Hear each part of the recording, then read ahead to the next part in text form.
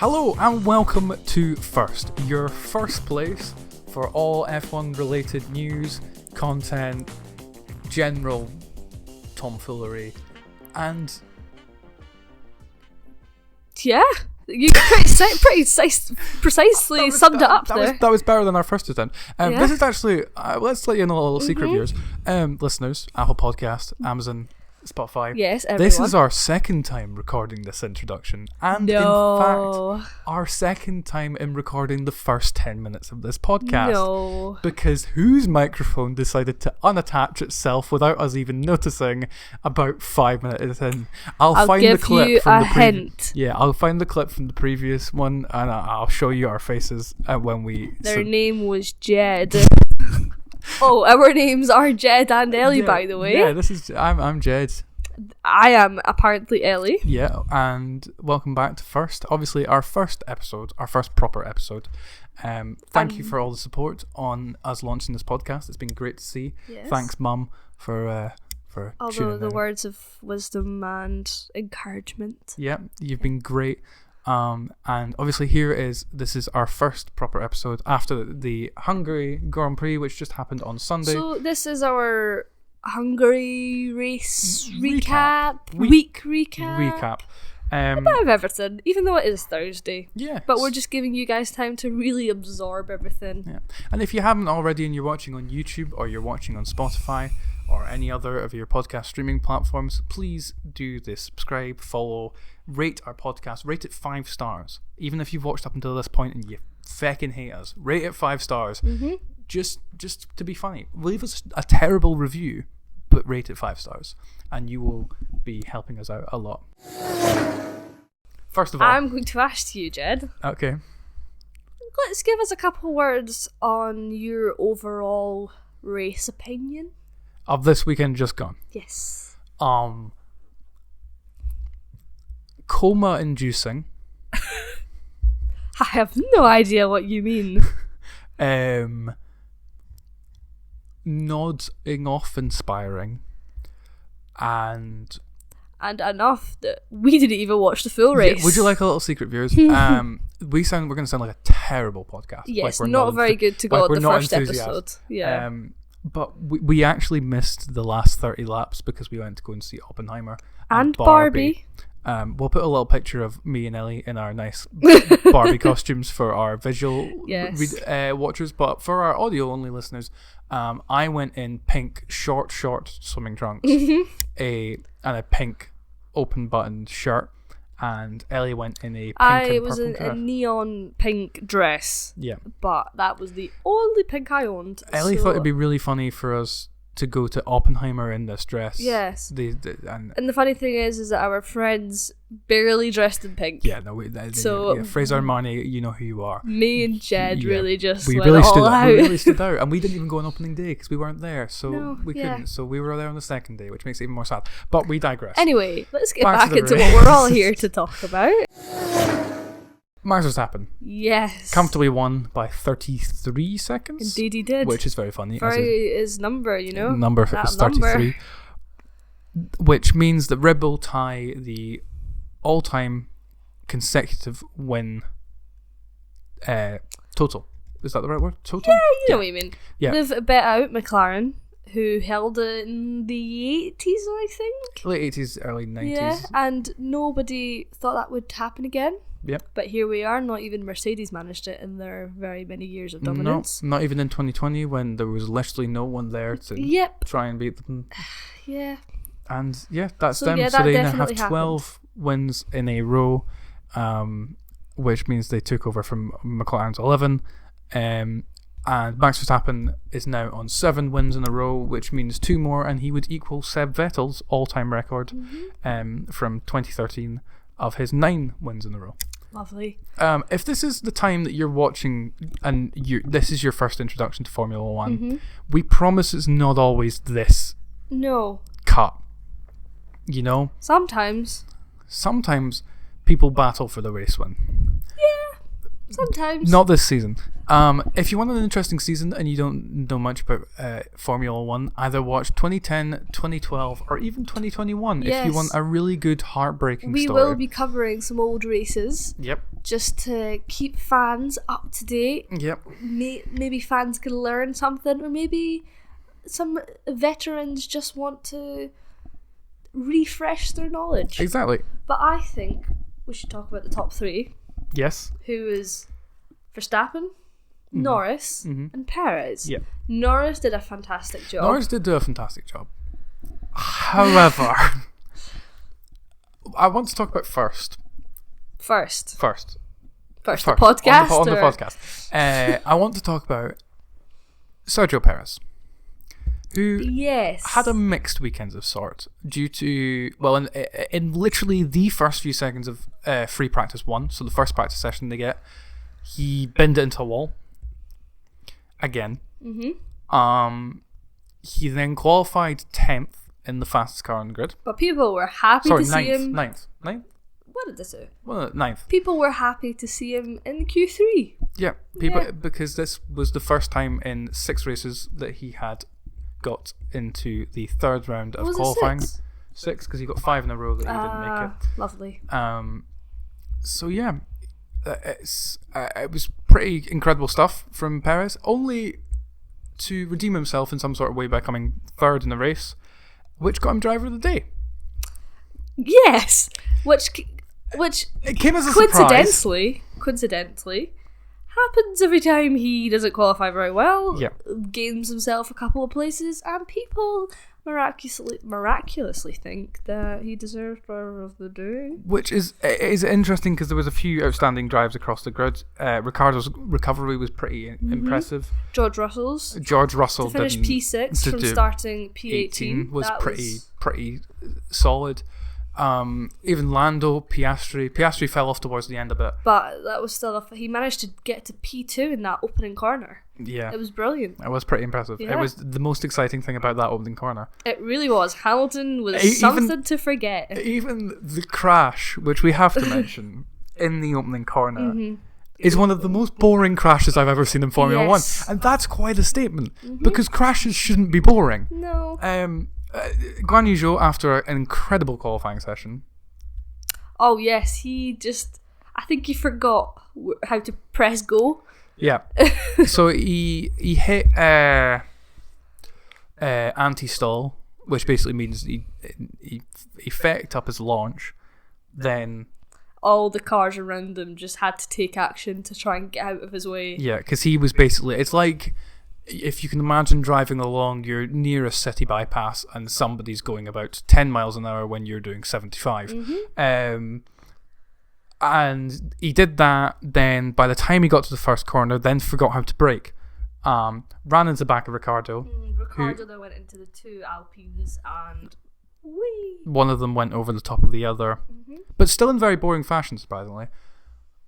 Only for both the Alpines to retire and like they did in Silverstone. So Alpine are not having a very good season, I'd say. No. But before we get on to Alpine, because I do want to get to that. Yes, we're getting ahead of ourselves. Ricardo. Yes. His first race back in the sport. Gets into an AlphaTauri which has been struggling all season. Has a good qualifying session. Out-qualifies Tsunoda. Then gets hit at the start of the race. Recovers, not to the points, but recovers P13. Yeah. Do you think he's already proved his worth for AlphaTauri? And 2, do you think he's already proved that he can get back in that Red Bull seat for next year? Despite the reports from Christian Horner saying, we're not moving anyone around, we would never do that. They would never lie. After they moved around literally everyone. So your first question is has he already proved his worth in AlphaTauri, so much so that De Vries' sacking was justified? I would say that he definitely did a brilliant job. It was very unfortunate that he got plummeted in the first corner. I think that he did do a very good recovery to P13, but mainly I think he has just proved that AlphaTauri is not something that anyone wants to be driving. It's god awful. It's quite amazing, really, when you think that AlphaTauri is just the junior team for Red Bull. should still have some sort of Red Bulliness Pace, in it. Yes.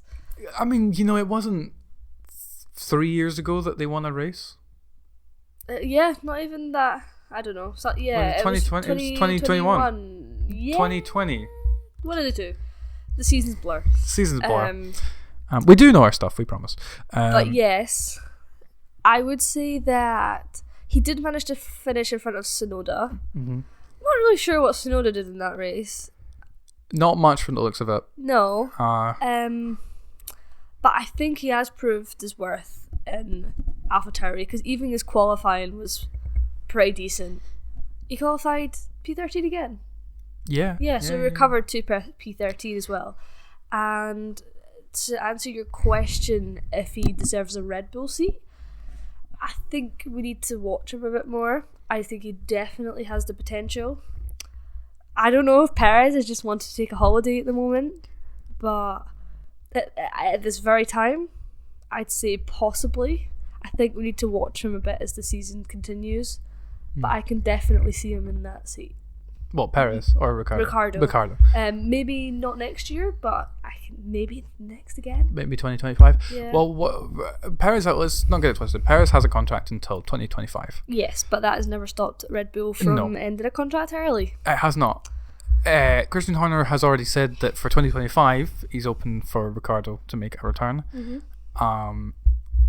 I would not be surprised if he makes it earlier. I think you're right, but I do think we need some more time. Yeah, cool. Let's talk about the F word. Oh, yes, Ferrari, the F word. Oh, dear. Ferrari's race was, I think, something they would rather forget. I think that's anything you could be said about Ferrari since 2022, the start of 2022, which, was so promising for them. They won many races. Yeah, a few of the first races. They were ahead in the Constructors' Championship. They were challenged to Max. They were ahead in the Drivers' Championship. Charles Leclerc was driving brilliantly, and this time out, I'll give you a couple of the figures from the race. Ferrari obviously finished 7th and 8th. Mm-hmm. But not only did they finish 7th and 8th, but they were 70 seconds away from Verstappen. Ouch. Which, giving second place was already 33 seconds away, isn't that that bad? But then that's another 40 seconds on top of that. Charles Leclerc had a 9-second pit stop. Oh, his pit stop! He locked up coming into the pit lane. Yeah. And I don't want to say that there wasn't pressure on him, but he was not leading the race. No. And he probably did want to get a better run than Sainz did. However, I don't think he should have been locking up in that moment. No. And that did cost him an extra 5 seconds. He got another 5 seconds penalty for speeding in the pit lane. So he already had a 10-second stop as well as that. He had a very long pit stop. Yeah, it was 9.1 or 9.2 second stop. Yeah, so that didn't help him at all. And Sainz I don't even remember what Sainz did in that race. But Carlos Sainz has some really good performances as well. Mm-hmm. I don't know if that Ferrari man, because we know that both of them are great drivers. Yes, and we know the Ferrari isn't great. We know that the team can be a successful team. Yes, given many of their world championships. Yeah, they've just not managed to put it together this year. The personnel, maybe the leadership, and especially the car. Well, Ferrari haven't won a constructors' championship since 2007. Yeah, so it's It's getting longer.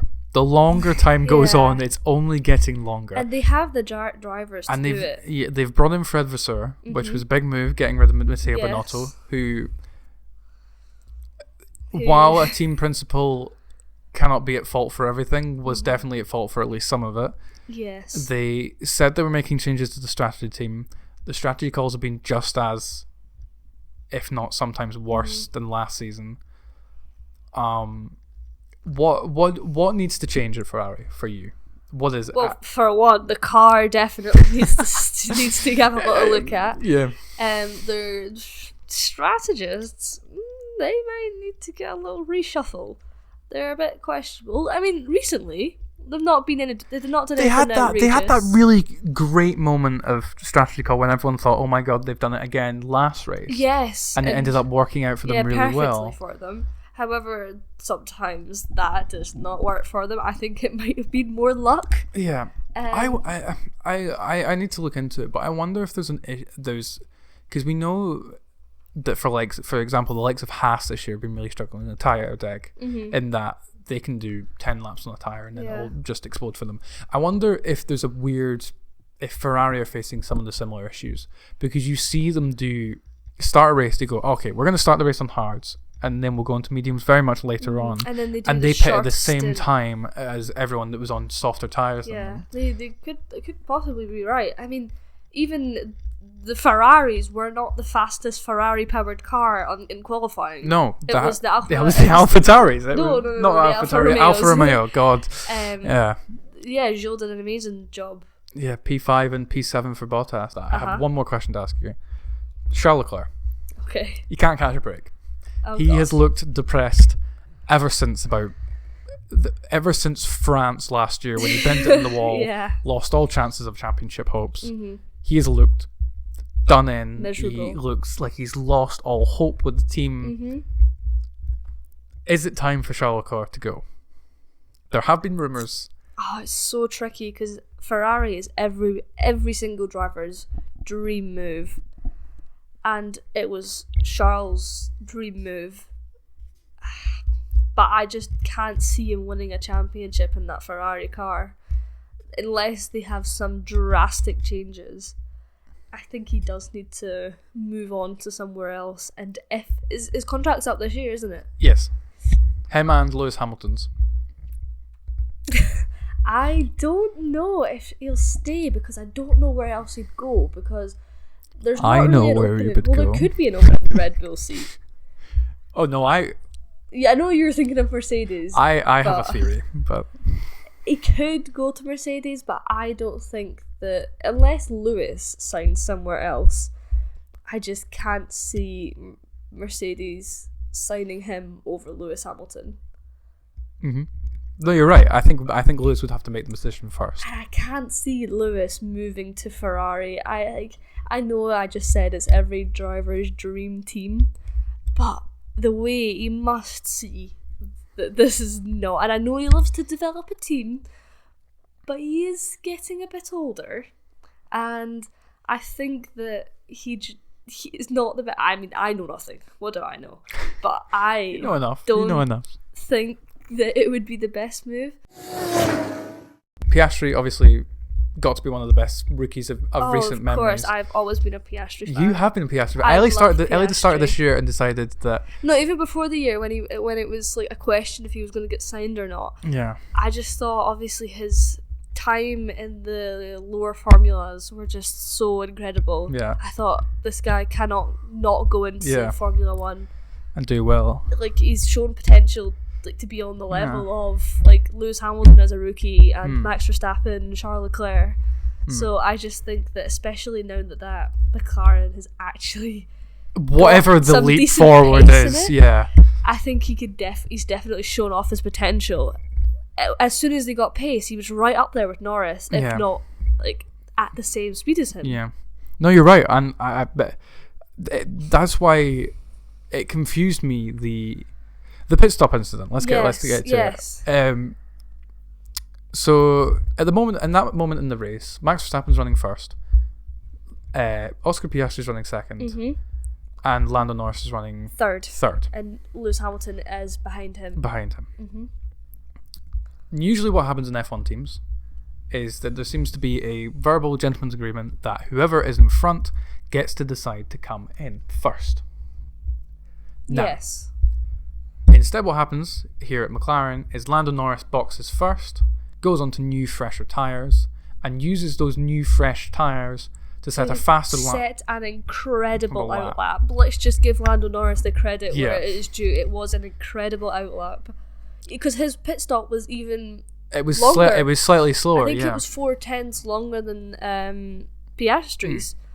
But what happened was Lando comes, and then Oscar goes in for a stop the next lap, the next lap. Yes. When just as Lando Norris is finishing his outlap. Yeah, and Lando Norris ends up overtaking him just because he's got fresher tires. Well, not fresher, but heated tires. Yes.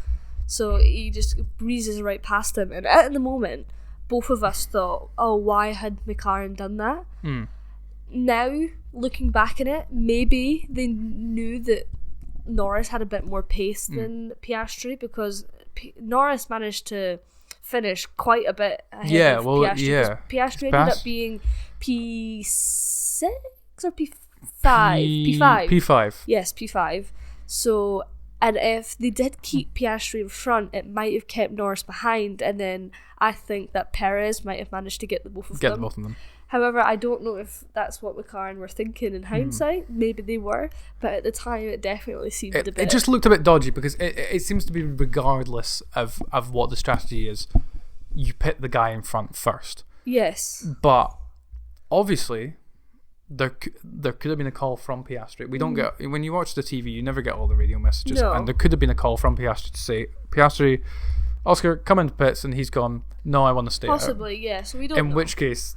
You know, yes, it's free game. It was interesting though, and you know, yes. So as interesting as the McLaren pit stops were, slightly after, Lewis Hamilton pitted before both of them, and he ended up like 9 seconds behind both of them. Yeah, behind both of them. Yeah, and even Lewis himself did not know what the hell happened, and we were like, because it's not like Lewis had a slow pit stop. No.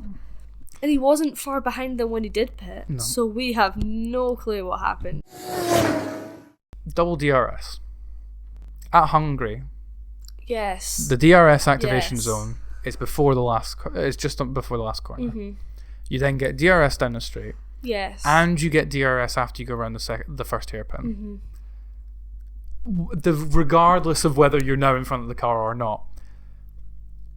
Why does that still exist? Because we know that more than ever, these cars are able to fall much closer together. Sure, albeit not so much as last year, because there's been a few regulation changes and teams are complaining that it's been a little bit more difficult. However, it's still much better than what we had 5 years ago. Surely that activation point should be the middle of that hairpin in turn 1. I don't know, like, because at that point, are you not then going to get better racing of the two drivers that are now? Because as Martin Brundle always puts it, he wants DRS to be able to put the two drivers coming alongside each other into the first corner.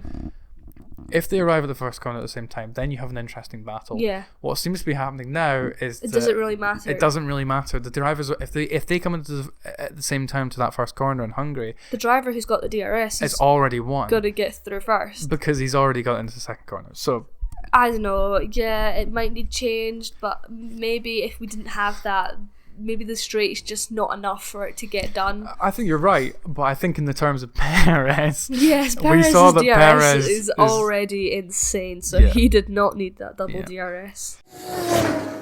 Have you heard of Formula 1.5? I've not heard of Formula 1.5. This is going to be really interesting then. So Formula 1.5 was a concept brought about, I can't remember if it was towards the end of the Red Bull dominance, or if it was in 2013. Yeah, or if it was the start of the Mercedes dominance. Anyway, Formula 1.5 is you take out... Well, originally what it was you take out any constructor that's likely to win a race. They had a calculation to work it out, and then you use the rest of them to work out race standings. Okay. So, obviously this year, Red Bull are the only ones that have won races. So every other team is involved. Yeah, so they essentially just taken out. They take out the Red Bull. They take out the Red Bull runners and the positions of the races, and they see who would be winning a championship if it wasn't for Red Bull. So obviously the top 10 from this weekend: first place would have been Lando Norris. Yeah. Second place would be Lewis Hamilton. Third place would be Oscar Piastri. Okay. Would you like to know who is leading the Formula 1.5 constructor standings? Can I take a guess? After the Hungarian Grand Prix, yes, you can. Is it Fernando Alonso? It is Fernando Alonso. Yeah, I think Fernando Alonso would be leading the World Championship with 213 points. And Lewis Hamilton would be just behind him, wouldn't he? You're correct. Lewis Hamilton would be on 186 points. Would you like to guess at who was third? Oh. It's quite difficult. There's quite close between three drivers. Gonna guess. Has to be a Ferrari. Actually, no. I don't know. I'm gonna go with George Russell. Carlos Sainz. 132 points, followed by Russell on 128 and Leclerc on 121. Damn. I'd love to see that season. The team standings would be Mercedes in first, Aston Martin in second, and Ferrari in third. Formula 1.5, in my head, would be phenomenal. Let's just cut out Red Bull. If we just cut out Red Bull, we can give them the trophy. Yeah. Give them the trophy. You've won this. You've won this. Can you leave us alone? Give Max championship. Here. Can you leave us alone for the rest of the season? We want to see who's going to win this. So we will be following the Formula 1.5 season. Yes, and we will give you updates to see who will win the 2023 World Championship. Yeah. Logan Sargent's little did you see that incident? On the I'll play on the end of the... I'll play on the video version, but for audio only version, Logan Sargent towards the end of the race sitting in a legendary 18th P18, or maybe he was 18th after that. Yeah, it was after the incident because that was last. Randomly just loses a little lapse in concentration, spins around at the chicane, and loses the only place that he had at that point, which was over Yuki Tsunoda. Yuki Tsunoda actually did really well to avoid him because as he stopped, the car started rolling back. And Yuki Tsunoda took quite pretty good at avoiding action. Logan Sargent again proving that money can't buy you talent. Ouch. So away from the track. It's kind of away from the track, but I wanted to talk about the fact that this was the first weekend of the F1 Kids broadcast. Yes, it was. Which, I didn't watch on the F1 Kids broadcast, although it might have made the race a little bit more interesting. Probably. I did see there was floating cars. There was floating cars, yes. Yeah. There was floating cars, there was animated characters. Did you ever watch the McLaren Tuned? Oh, I did. I loved them. I'll put some photos up now. Those were my favourite thing watching the race. I didn't care about the race. All I cared about was the cartoons. Basically a cartoon short mini-series around the McLaren team back in like 2012, 2013. Yeah, with Jenson Button and Lewis Hamilton. It was 2013 because then they brought Sergio Perez in. So it's a bit like that, F1 Kids. It looked fun. It looked great. Yeah. It looked really interesting. The interviews definitely made the interviews a bit more interesting. Yeah. However, there was one person who clearly did not care for the children's spirit of F1, and that was Danica Patrick. Yeah, I think her goal on that day was to crush the little children's dreams. She said a bunch of statements that were interesting to say the least, surrounding pretty much the idea that women don't have the same hunger and desire. I don't want to quote because I don't know the exact. I'll put it up, but it was something. It wasn't the best. But not only did she say this on the F1 broadcast, she said this on the F1 Kids broadcast to a little girl. And as we try and encourage more female F1 drivers and female racing drivers in general, that is not the way to go about it. Not the way to encourage little kids to go after their dream by saying that they will never have the same ambition as the boys do. Yeah. So she wins worst comment of the week. On the other hand, do you want to know who wins the craziest comment of the week? Ted Kravitz. Oh yes, I know exactly what you're going to say. Was it in practice or was it in qualifying? I think it might have been qualifying. Ted Kravitz delivered a beautiful, minute-long analogy on how F1 is very like shepherd's pie. Ted Kravitz loves a good food analogy. We've had, and he is a man after my own heart. Yeah, I do love a good food analogy. You do love a new food analogy. Analogy. It was he's done this before. He did this with cheese. A baby bell. I believe. He often talks about the different food stands that he's tasted over the weekend on Ted's notebook. So even if our F1 race has not been the most exciting that weekend, you can always rely on Ted Kravitz to spice it up with some food. Yeah. So, Ted Kravitz. We're here for you, Ted. We love you. Please come on our podcast. That'd be amazing. We would love you on our podcast, Ted. And finally, I've kept this from Ellie because I think Okay. it's the funniest thing that happened all Oh, weekend. dear. It's not. Well, it's one of the funniest things that happened all weekend. Did you see on the official F1? You know how the F1 TV have their own broadcasting service, Yes. and they have something a bit like the Skypad Okay. with Jolyon Palmer. Now, do you Okay. remember who Jolyon Palmer is? No. He was a British driver for Renault back in like 2015, Okay. 16. Okay. Jolyon Palmer only was there for a couple seasons, but he's now with F1 TV. Okay. Jolyon Palmer delivered the most cutting-edge analysis I have ever seen. Jolyon Palmer, Okay. this weekend, decided to deliver some analysis, not on the race, Mhm. not on the weather, not even on the track itself, Okay. but on a water slide. All right. This is a 2-minute piece of analysis from Jolyon Palmer on water slides. Okay. Now in Formula One we know that it's quite fruity when cars get sideways. It looks so impressive, but it's slowing you down. We had a terrific example, poolside on Saturday, and these three fellows, they were missing a bit of the action, but they were giving us a bit of action. We can look at this now. Firstly, reaction time, crucial in Formula One. And look at that, chap in the middle, he's away with it, he's got the jump. I am not joking. This goes on for like 2 So minutes. he just does a commentary on. He does a commentary on who wins the water slide. the water slide race between three unsuspecting Interesting. Hungarian Grand Prix residents. Is that real? Not a cartoon? No, that's real. Oh, I thought it was a cartoon.